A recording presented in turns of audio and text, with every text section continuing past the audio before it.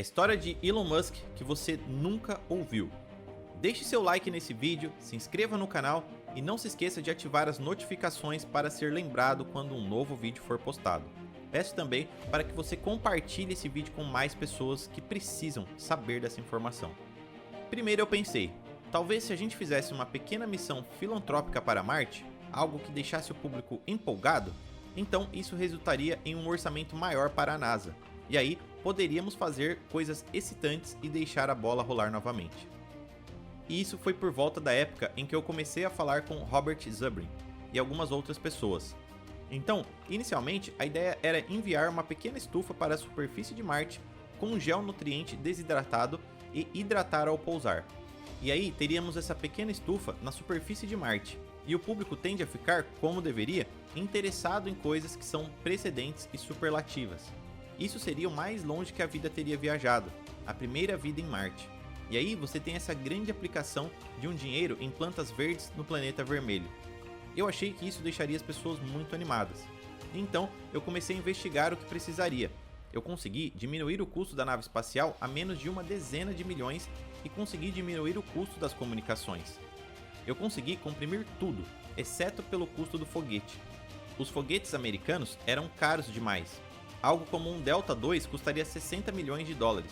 E eu me dei conta de que eu precisava fazer duas missões paralelas, fazer duas missões idênticas para caso houvesse alguma falha de equipamento, porque isso poderia ser contraproducente.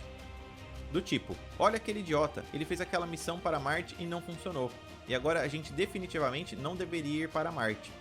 E é aí onde eu me dei conta de que a gente tinha que ter missões redundantes.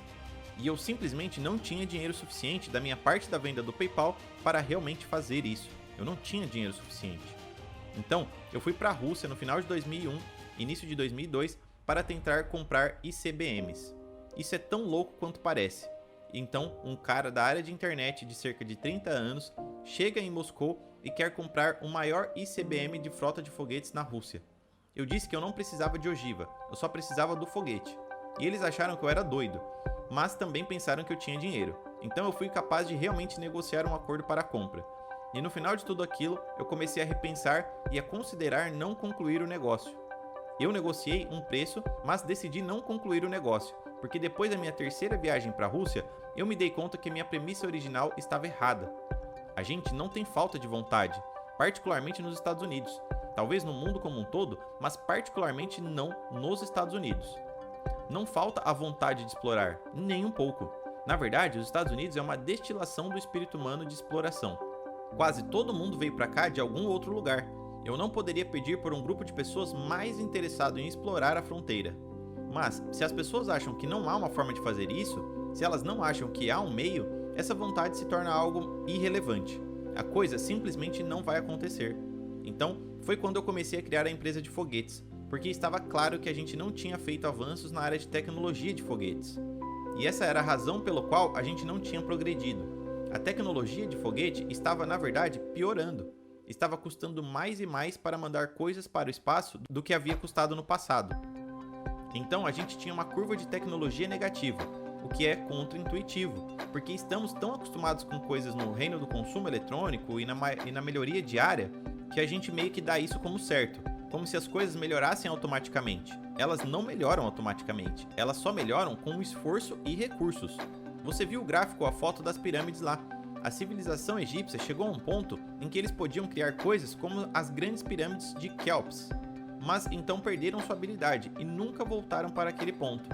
E a civilização romana passou por um período negro profundo. Não é um fato que as coisas melhoraram. Tem que haver um emprego de forças. As pessoas têm que fazer isso. Então, eu comecei a SpaceX e muitas pessoas tentaram me convencer a não começar a empresa. Eles realmente deram seu melhor nisso, e muitos dos meus amigos mais próximos. Se houvesse algo que eles pudessem fazer para me impedir de começá-la, eles teriam feito. Um grande amigo meu compilou cenas de falhas em foguetes e me forçou a assistir. Eu comecei a ver todos eles, mas eu acho que eles não entenderam a premissa, porque quando eu comecei a SpaceX, não foi com a expectativa de sucesso. Eu achava que o resultado mais provável era falhar, mas dado o que eu ia fazer previamente, que era a missão da estufa em Marte, que o esperado era uma probabilidade de 100% de perder todo o dinheiro associado a isso.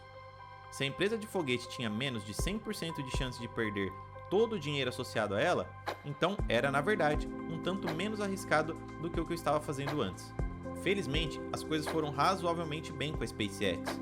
Não no início, porque os primeiros lançamentos do foguete Falcon 1 que fizemos falharam. E eu me lembro de eu dizendo que não há um bom dia quando um foguete falha.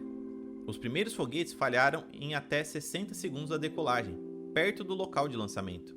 Então, eu e o meu time passamos o dia inteiro catando pedaços de foguete, o que é uma coisa muito triste. Mas nós catamos para ver se a gente conseguia descobrir o que tinha dado errado. Felizmente, no quarto lançamento foi possível entrar em órbita, o que é uma coisa boa.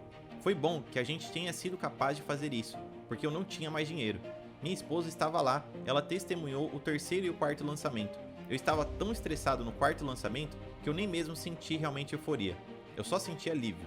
Foi por pouco, mas o quarto lançamento funcionou e a partir dali todos os lançamentos funcionaram. E eu espero que eles continuem funcionando.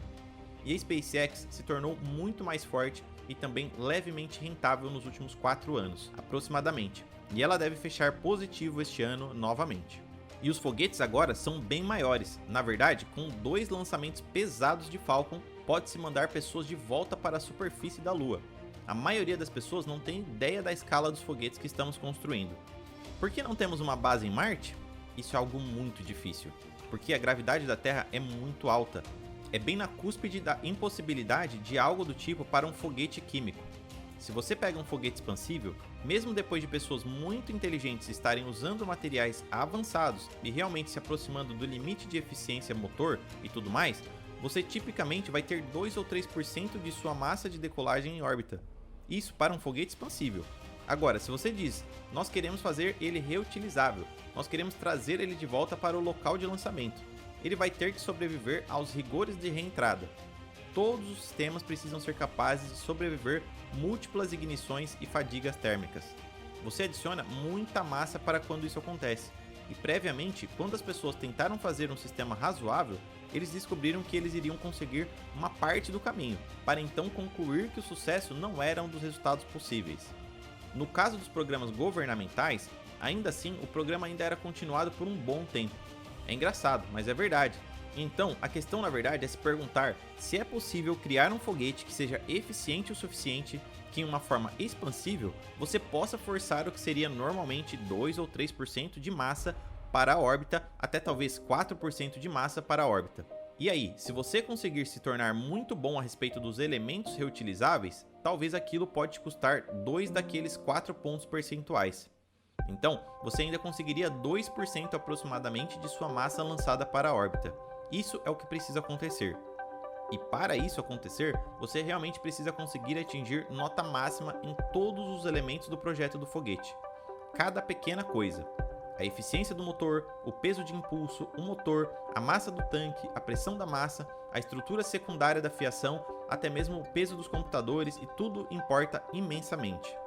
Mas, se você fizer tudo certo, então é possível fazer isso funcionar.